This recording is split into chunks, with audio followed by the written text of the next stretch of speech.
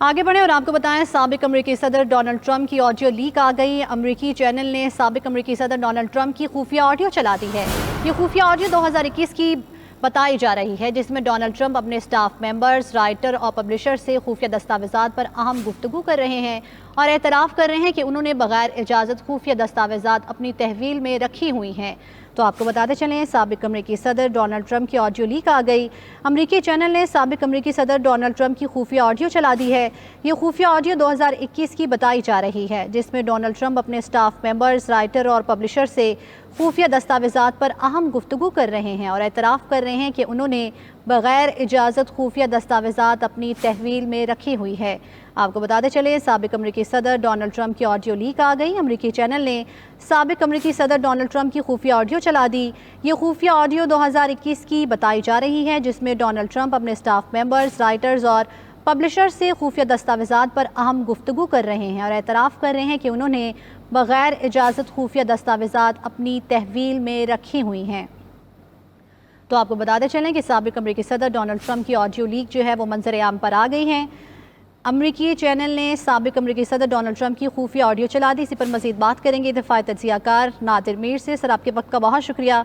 Sir, साबिक अमरीकी सदर डोनाल्ड ट्रंप की ऑडियो लीक जो है वो सामने आ गई है, जिसमें उन्होंने ये एतराफ़ किया है कि स्टाफ मेंबर्स और राइटर्स और पब्लिशर्स के सामने के जो अहम दस्तावेजात हैं वो उन्होंने अपने पास रखी हुई हैं। क्या कहेंगे इस पर आप?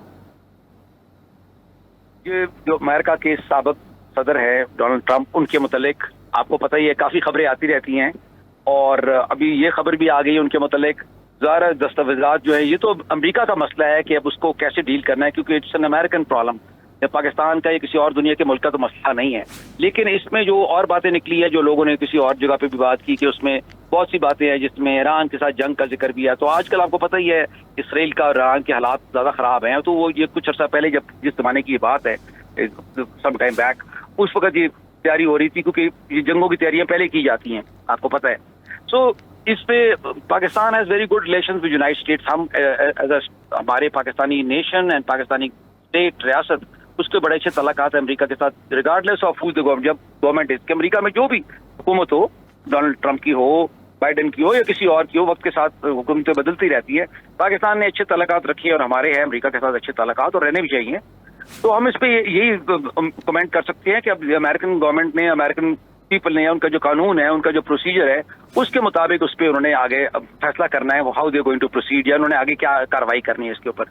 हमारा जहाँ तक तल्लक है पाकिस्तान में, हमें अपने जो जिस तरह हम देख रहे हैं कि पाकिस्तान की सिक्योरिटी, कौमी सलामती, और उसके लिए अब जिस तरह आपने रिसेंटली भी देखा, उसके लिए जो भी स्टेप्स लेने जरूरी है वो लिए जाते हैं और लिए गए हैं, और वो हमें लेने चाहिए, और उसमें हम किसी को दखल देने की इजाजत नहीं देंगे, यानी पाकिस्तान के मामलात में।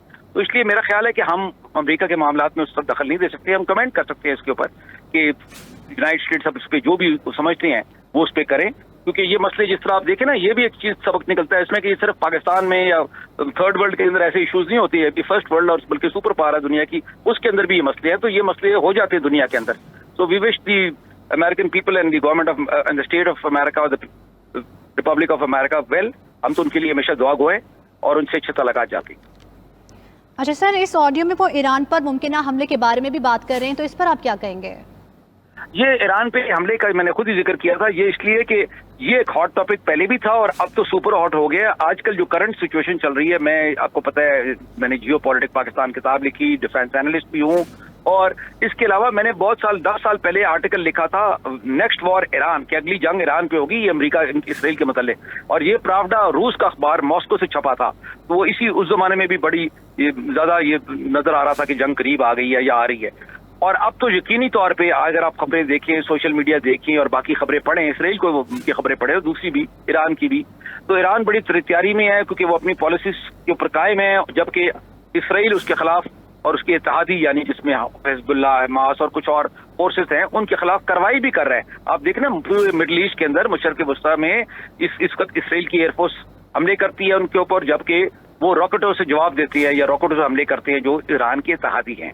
तो ये एक किस्म की छोटी जंग तो चल रही है ऑलरेडी, और ये खतरा है कि ये बड़ी जंग बन सकती है बिटवीन इसराइल एंड ईरान, यानी इसराइल और ईरान के दरमियान बड़ी जंग बन सकती है। और इसमें जियो पॉलिटिक्स जो अगेन मेरा सब्जेक्ट है वो बहुत ज्यादा है। वो क्या है जियो पॉलिटिक्स ये है कि अमेरिका, आपको पता है, इत्तेहादी है इसराइल का, तो अगर ईरान की इसराइल की जंग हुई तो अमेरिका यकीनन इसराइल की मदद पे आएगा, जबकि ईरान के साथ चाइना की काफी क्लोज ताल्लुकात हैं, खासतौर पे इकोनॉमिक्स के तौर पे यानी, और रूस के दफाई सतह पे बहुत ज्यादा है। आपको पता है रूस ईरान को नए जदीद हथियार भी दे रहा है, और ईरान जो है अपने ड्रोन्स जो है उसके पास और दूसरे हथियार भी रूस को दे रहा है, जो कि यूक्रेन में रूस इस्तेमाल कर रहा है यूक्रेन के खिलाफ।